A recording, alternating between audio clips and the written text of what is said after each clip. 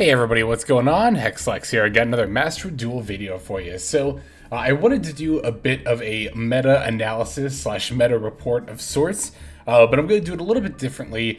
We're going to go back to talking about Master Circuit series lists. I have both week 1 as well as week 11 pulled up here, which are the two that have passed since the release of Tearlaments. I didn't really know if it was like the best idea to go to our like more traditional meta-analysis format, because I mean, when we break it down by statistics, right, it's just going to be Tearlaments. Like, it's just going to be like the biggest slice of the pie every single time. So rather than really talk about like, oh, you know, Tearlaments are eating up this much percentage of like the meta pie, I wanted to talk a little bit more about specific builds, particularly ones that are featured in the Master Circuit series. As you all know, this is a tournament series that I not only closely follow, but also participate in every single week as well. So this is the one that I'm just more familiar with, and a lot of the nuances that come up as a result of tournaments are the ones that end up actually really defining a particular Tearlaments list. Of course, we're not only going to talk about Tearlaments, but also some of these other decks that have been doing well, some of which have been expected, other which, you know, maybe people weren't expecting to see as much of, but we'll talk about why they're particularly good in a Tearlament heavy format like this. So, when looking at each of these individual top 16 lists, it's pretty plain to see, of course, that Tearlament is, as we all know, the very much dominant deck.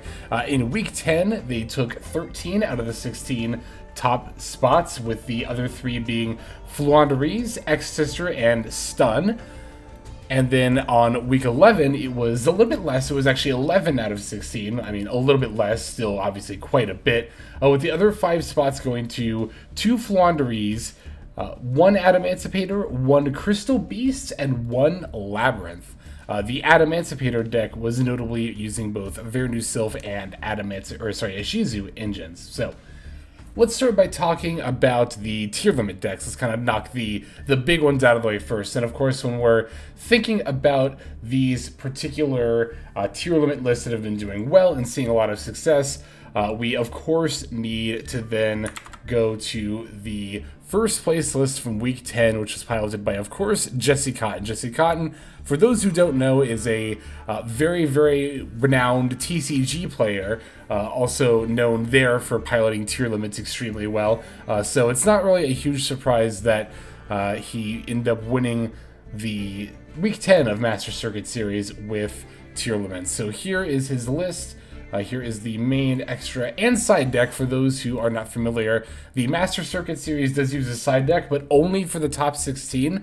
The Swiss rounds, of which there are always 8, those are actually best of 1, so 1 game each. So those end up being still very relevant, these tournaments do, to the like overall Master Duel meta as well. It's one thing I really like about the MCS, right, is that we do get to see the kind of skill testing that Best of 3 offers, and the interesting side deck options. But the fact that Swiss is best of 1, for one thing, it allows the tournaments to actually, you know, run in a timely manner, which I really appreciate.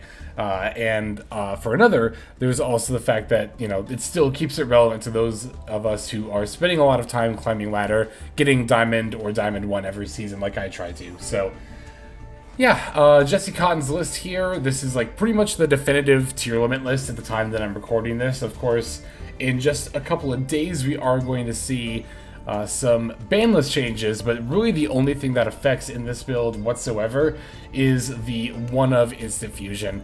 That's going to end up getting subbed out for, I've seen people say that, that they're going to try a couple of different cards. Most people seem to either want to slot in a Reinforce of the Army or a Foolish Burial Goods. I personally am wanting to try a Foolish Burial Goods. I think that is a lot more versatile than Reinforcing the Army. Reinforcing the Army is exclusively to grab Rhino Heart, and the argument to play that seems to be that, you know, you would search the Rhino Heart off of the Rhoda most of the time, or off the Soliac that you send off Foolish Burial Goods anyway. That's a lot of the time how you end up using Foolish Burial Goods, and I won't deny that that is true, but Foolish Burial Goods offers a lot of flexibility. Of course, sending Slayek allows you to add any of the tier limit monsters, so that's pretty nice. But don't forget we can also send both Scream and Crime as well. So Scream will allow us to search one of our tier limits trap cards, which is very good, having access to a Slayek and Crime. And if there is the rare situation where we have a banished tier limit monster that we actually want access to, you can Foolish Burial Goods to send Crime. Of course, that's going to come up a lot less often, but that's really the only change post-banlist you would have to make with this list at all. And of course, you know, even beyond Rhoda and Foolish Burial Goods, there's also Crossout Designators, another card that you could try as a potential one-of to replace the Instant Fusion as well. I've thought about trying it in my builds here. You could also just fight that over like a DD Crow or something, but I think that DD Crow and Triple Tech are very widely becoming the most used tech choices. There are still, of course, quite a few cards, and we will explore other tier limit lists here in a bit that do explore some of those other options.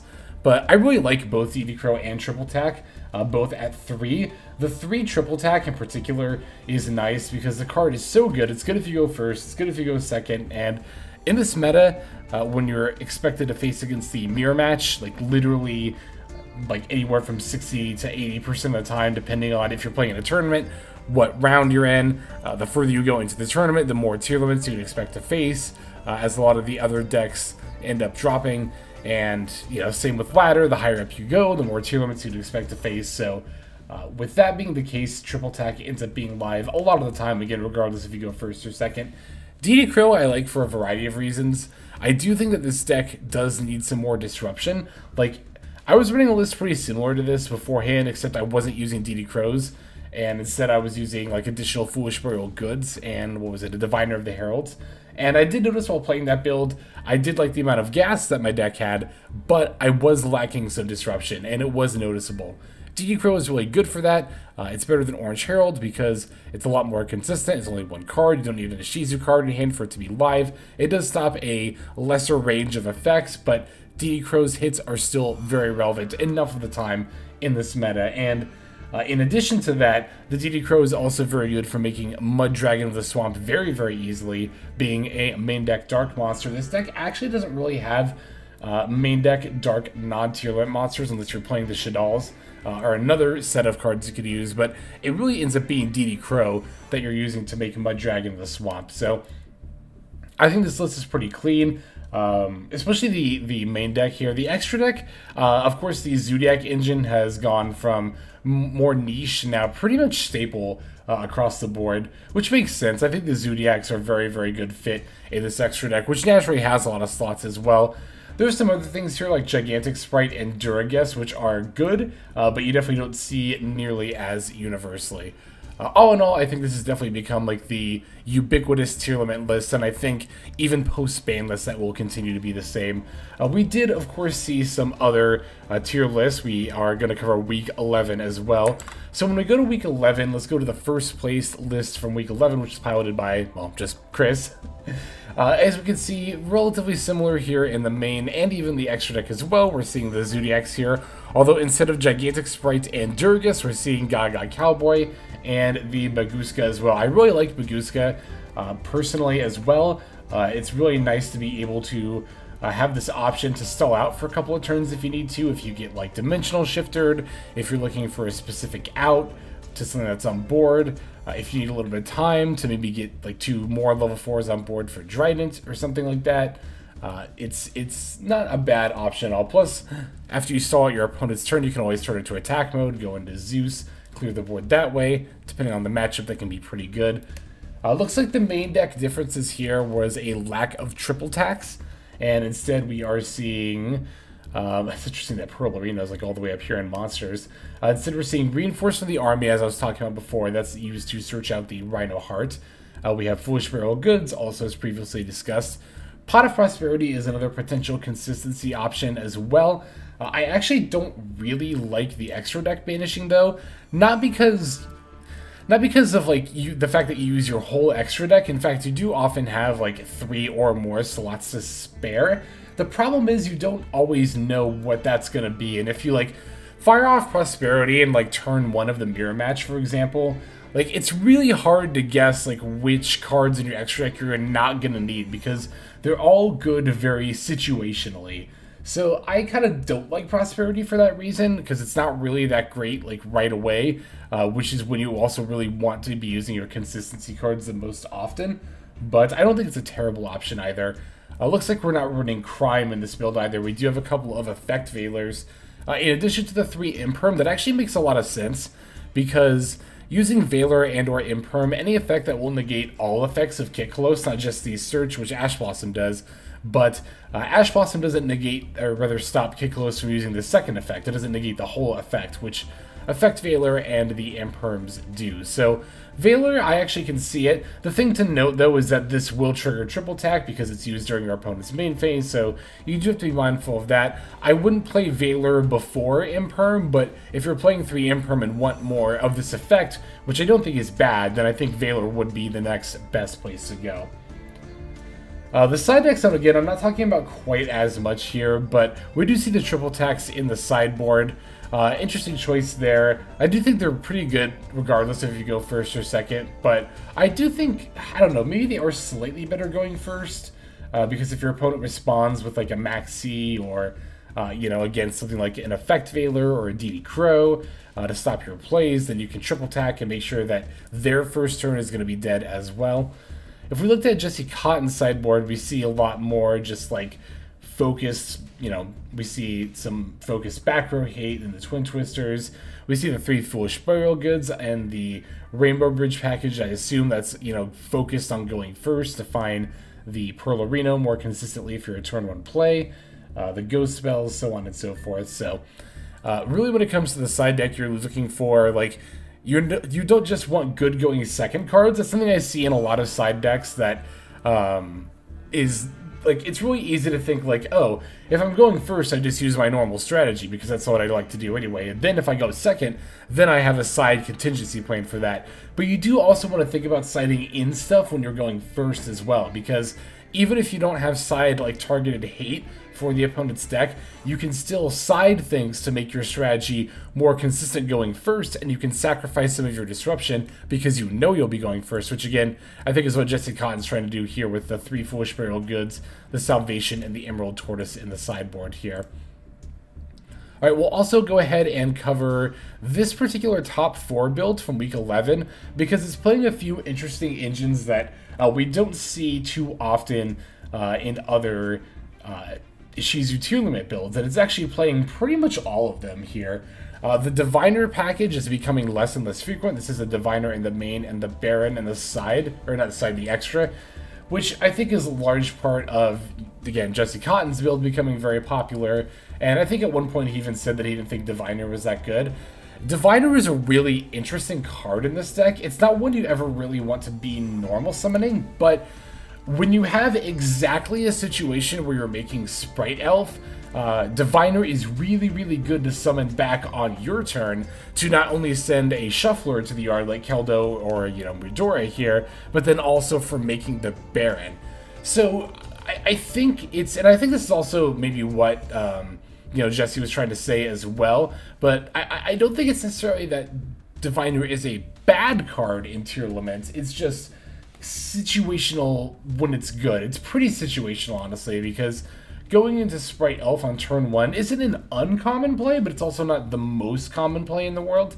And you do also have to have exactly milled the Diviner as well. When I was playing Diviner, I kind of thought about, like, playing a second copy just to mill it a little bit more often, but at the same time, it's kind of this, like, catch-22 where, because you're not even going to make this play all the time, more copies of Diviner actually ends up bogging down your deck's overall consistency.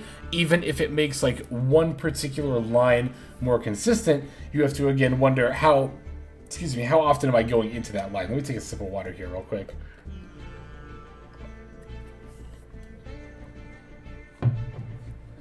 Alright, so let's see here. Other tech that this particular version was playing, we're actually seeing here something that I was thinking about trying at one point, and that's the Gravekeeper's Trap along with the Exchange of the Spirit.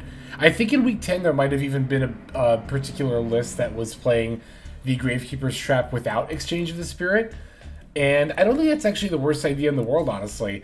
One thing to note is that when you discard this card that's not by a card effect, it is a cost, so it will not trigger the tier limit effects. However, being able to discard a card and search one of the Ishizu cards is definitely not bad.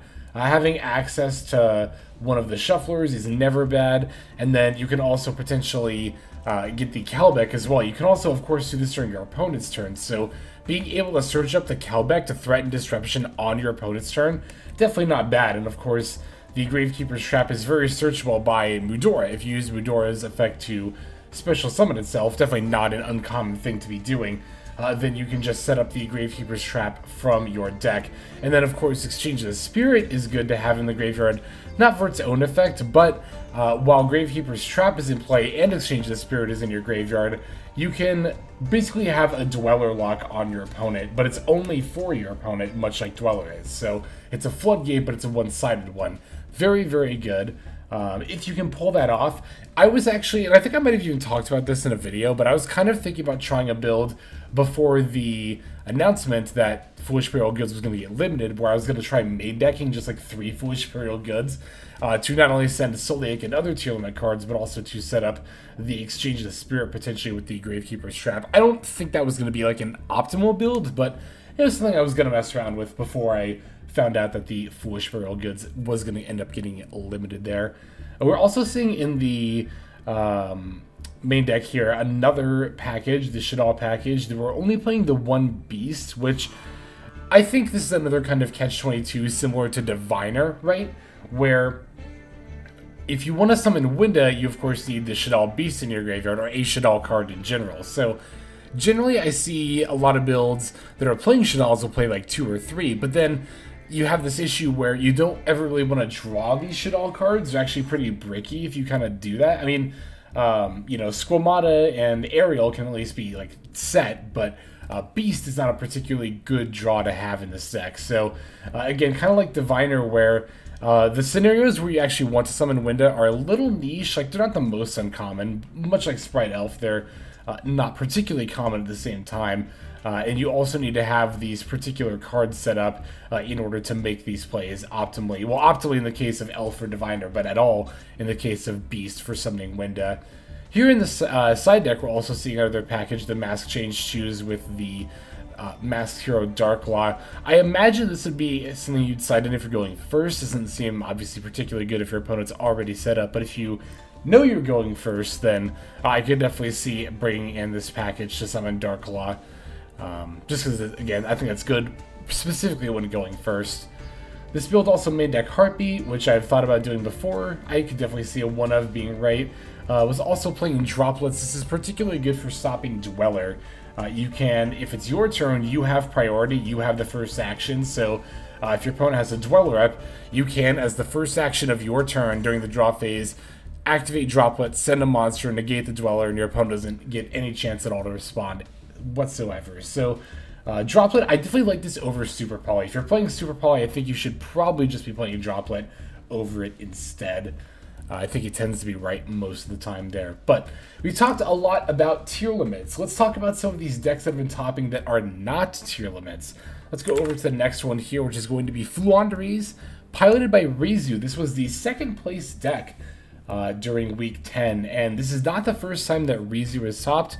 Rizu is a very good Fluanderies player who has, I believe, 2 tops even before Tearlaments became the, force to be reckoned with. And then Fluanderies was looked to as a counter to Tearlaments. A lot of people kind of doubted how good Fluanderies was going to be against Tearlaments due to the fact that we don't have Barrier Statue of Stormwinds, which in the TCG, and I think OCG as well, the deck did have access to against Ishizu tiers. Map is at 1, which is not on the TCG as well, and then Shifter is at 2, which is another Master Duel exclusive kind of hit here, or at least different from the TCG. I don't believe it's at 2 in the OCG. But despite all of that, it seems that Fluanderies do actually end up being a very good counter to Tearlaments, and I think one of the reasons for that is that this is a deck that can main deck the Dimensional Fissure for going first without any trouble whatsoever.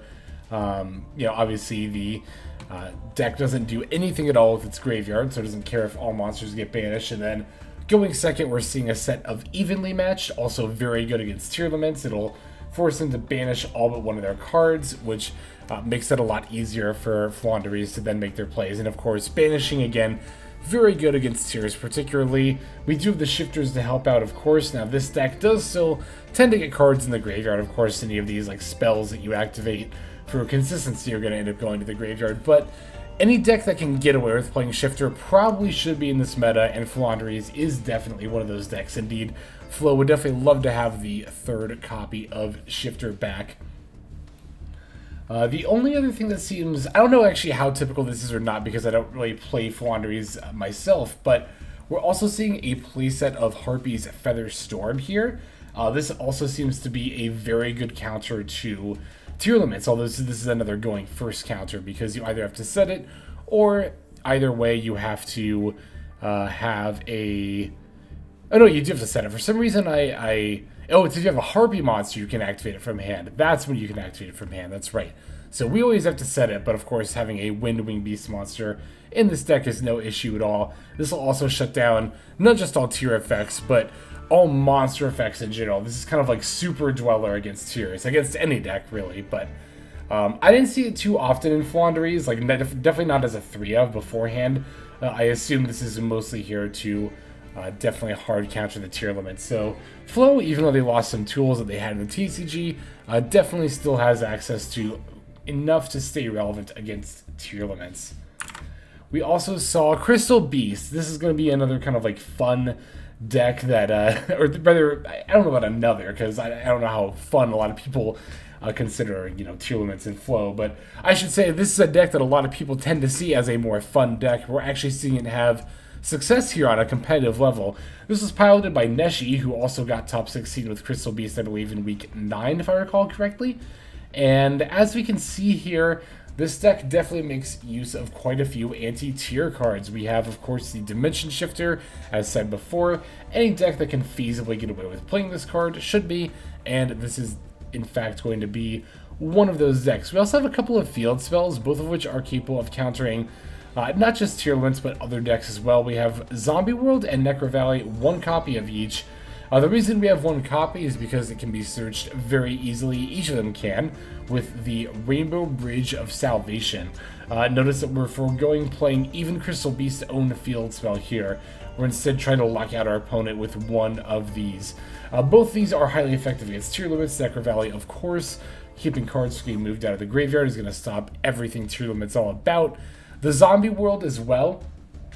Basically, while this is in play, if your opponent wants to make a Tearlament fusion monster, particularly Kitkalos, then they're going to have to end up using a Tearlament card or an Aqua monster that's in their hand, because all Aqua monsters that are on the field or graveyard will, of course, become zombies. Kaleido Heart also becomes more difficult to make as you need 2 Aqua monsters from the hand while Zombie World is up. It is possible to play against Tearlaments while under Zombie World. It doesn't totally lock them out, but it definitely slows them down for sure. Necro Valley tends to be the more hard lock here, but again, with those tools, we can definitely see how this deck does well. It looks like this deck is a fairly wide open extra deck as well. I imagine that's why we're seeing not just 1 or 2, but a whole play set, 3 of Super Polymerization. This deck, or this card rather, doesn't end up being quite as good in Tearlament, mostly because they're just better cards you can play over it. But however, in a deck like this where we can dedicate some of these extra deck slots to just, you know, this is for Super Poly targets specifically, then it becomes a lot more viable to splash 3. There's also a lot of room for the 3 copies in the main deck, and then with Zombie World up, you can use any 2 monsters with Super Poly to go into the Dragon Necro Nether Soul Dragon. So yeah, Crystal Beast. It's not a deck you would expect to see in the top cut of many formats recently, let alone the Tier 0 format, but this goes to show with a bit of ingenuity and the right, you know, anti-tier tools, even a deck like Crystal Beast can flourish in this meta. Alright, next up we have Shizu Vernerself Adamancipator. So this is actually a pretty good deck in its own right. not even just for playing like anti-tier stuff, which I don't think this deck, this build in particular actually doesn't go out of its way to play anything really anti-Tearlament in the main deck. We do have the Abyss Dweller, of course, in the extra deck here, but yeah, this is a deck that's honestly just good in its own right, and if the Vernu Sylphs had dropped before the Tearlaments, I definitely think we would have seen Adamantipator rise to be, if not a tier 1 deck, at the very least tier 2. But ENJ took this to top 16 of MCS week number 11.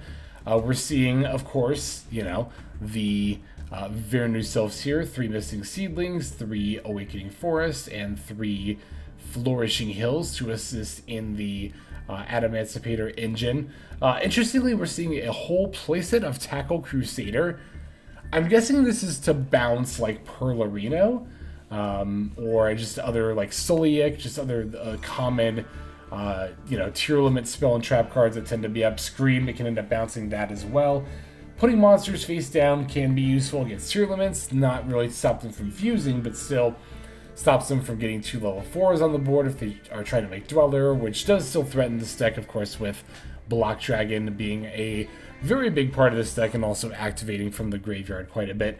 We're seeing some particularly anti-tier tech, though, in the form of DD Crow here in the main deck, and of course, like I said, the Abyss Dweller in the extra deck. We're also seeing a very light tier engine itself, though. We see 2 Tearlaments Shiren, as well as the one of Perlarino, and then the Kikkalos in the extra deck, and that seems to be it. That's all we've got as far as the Tearlament cards in this deck. But it makes sense, honestly. Shiren is a level 4 monster that can special summon itself, so it can be used to make Gallant Granite. And milling the top 3 cards of your deck, as well as sending a monster from your hand into the grave, both things that Adamantipator typically wants, honestly. If we've got something like a Shuffler in the hand, or even a Miller, if we know it's not like Tearlaments, we could send those to the grave with Shiren. We could send Tackle Crusader is procced by Shiren. I don't think Revival Golem doesn't have to be from the deck specifically. It does, yes. But, yeah, it definitely makes sense why you would want that extra level 4 body. Could also be useful for summoning the Abyss Dweller if you need to, but this deck mainly just likes turboing out Gallant Granite on its first turn as fast as it can. And we're also seeing, like, you know, the Zero Boros for Field Banishing also makes sense against Tearlaments. But, yeah, not quite as much targeted stuff, but again, I think it's more that the Ishizu Vernu Sylph Adamantipator just honestly ends up being a good deck in its own right.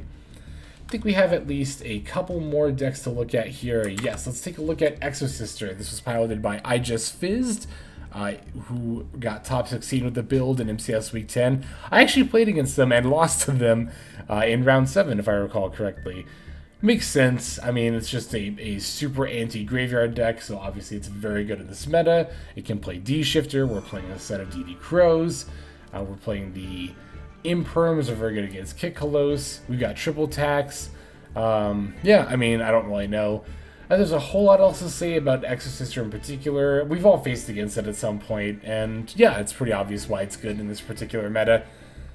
In addition to that, we have... I actually want to cover Labyrinth last. Let's do Stun next, because I think this is another one I'm going to go through pretty quickly, just because there's really not a whole lot to say about it, honestly. It's a Stun deck. This got top 16, was piloted by Any McItsium. Got top 16 for MCS Week 10. And yeah, I mean, it's got Macro, it's got... Actually, it doesn't have Di-Fi, which is interesting, but it's got Necro Valleys. It's a Stun deck, you know, it's got the statues, the fossil dinos. We've all come across this at one point or another. And the last non-tier deck that's gotten top in these last couple of weeks is going to be this Labyrinth deck, which is also mostly just playing, honestly, a bunch of anti-tier techs / floodgates. We've got the shifters, of course. We have some dimensional fissures here too, as well as different dimension ground. This is like macro, but only for one turn, because this deck does still like to get its trap cards into the graveyard to recycle them,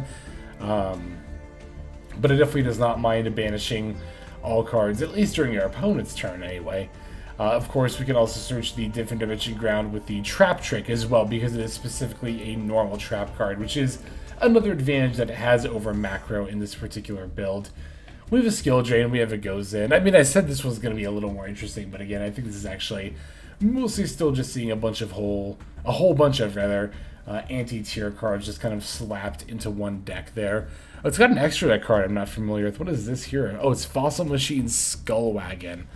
I imagine we send this, yes, we send this with the Dogmatica punishment. It's back row removal by being banished from the graveyard. Interesting. So, there you have it. That is the kind of meta breakdown, so to speak, of the current tournament meta scene with the Master Circuit series, but I think it's also generally applicable to what's going on in ladder as well, which is, well, Tearlaments and a whole lot of anti-Tearlament stuff. We do still see stuff like a Shizu, Avernus of Adamancipator, among other decks, of course, like Branded Despia still sees success from time to time in this meta. Sword Soul, I mean, all the stuff that was good can still, you know, find success in this metagame, but there is going to be a certain looming force over our head that we are always going to have to account for, which is, of course, Tearlament. I don't think you need me to tell you that by this point. So, there we have it. There's a bunch of deck lists that are, again, from the last few weeks of the MCS here that I think are all good in this metagame and also very representative of what the current state of this metagame is like. As to how I feel about the current state of this metagame, you know, I'm one of the people playing Tearlaments, so I don't mind it. I do also personally really value deck diversity, not just for the channel's sake, but also for my own. I really like playing a whole bunch of different decks. That's, I think, one of the reasons why I like doing the channel so much in particular is because, you know, I get to play a whole wide range of decks and I get to show you a whole, like, variety of decks. But, you know, I definitely see it in the comments when people are, like, you know, tired of so many Tearlament videos in a row. And I don't like generally covering, like, the same deck 2 videos in a row if I can help it nowadays. But, you know, in this format, it can be a little difficult sometimes to go out of your way to play something that's not Tearlament. So, in that regard, I have mixed feelings. I have fun when I'm playing Tearlament, but I do wish that I could be playing other things more often. Definitely don't be afraid to let me know what you think of this format, not that you really ever are, but feel free to do so in the comment section below. I think it's about all the time I've got for this one, so let's move now to our outro. Alright everybody, thank you so much for watching all the way to the very end of the video like this. That means a whole lot to me. Not just personally, but it's also a great way of supporting the channel as well. If you're interested in supporting the channel in other means, you can of course feel free to comment and or subscribe right here on YouTube. I'm always looking to the comments section. You guys leave some pretty awesome feedback as far as like constructive criticism goes when it comes to deck building, gameplay, channel content, all that stuff. So feel free to leave your opinion down there. I will be sure to take a look at that there. And then subscribing is going to be the best way to get notifications of when these videos drop. That does happen every day, by the way, so if you're looking for daily Master Duel content, you've come to the right place. And there are more places where you can get some daily Master Duel content. If you check out the description below, follow the top link over to my Patreon page. There, for just $5 a month, which is as much as you pay for a booster pack, you'll find a lot more value than a pack full of filler over there. We've got some previews for content upcoming here on the channel.